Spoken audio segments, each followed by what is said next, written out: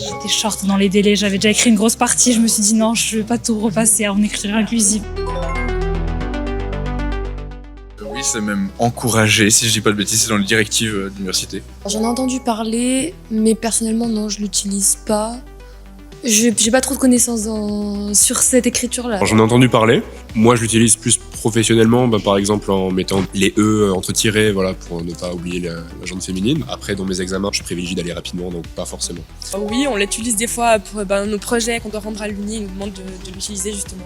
C'est pas quelque chose que j'ai vu depuis petit, du coup, je pense que je l'ai pas intégré de moi-même. Après, si on me dit de le faire, évidemment, il n'y a pas de souci pour moi. La croyance qu'avec uniquement le masculin, nous couvrons toute l'espèce humaine n'est plus fondée. Oui, bien sûr que je suis confronté, que je suis conscient, mais que parfois j'ai de la peine à m'y faire. C'est très important que quand même cette langue française s'ouvre quand même à ça et qu'elle arrête d'être aussi machiste. De lire des travaux où il n'y a que la forme masculine, c'est gênant.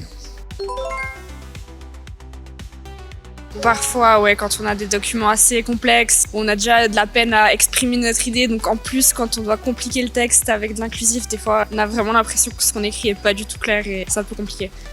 C'est assez compliqué.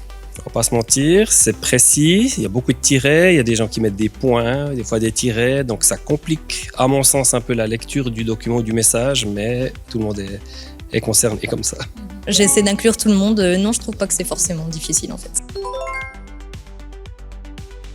Je pense qu'elle a l'air plutôt épicène. Je pense que ça risque d'être plus accepté par les gens aussi, ceux qui sont contre ça, donc c'est un peu plus passe-partout, je pense. Je pense que j'écris plus en épicène, mais si on me le demande, je vais écrire en inclusif. Enfin, ça dépendra du coup. Ouais, moi je pense que je le ferais plus en épicène parce que des fois, selon les rapports qu'on doit rendre, l'écrire en inclusif, ça le rend peut-être un peu moins lisible.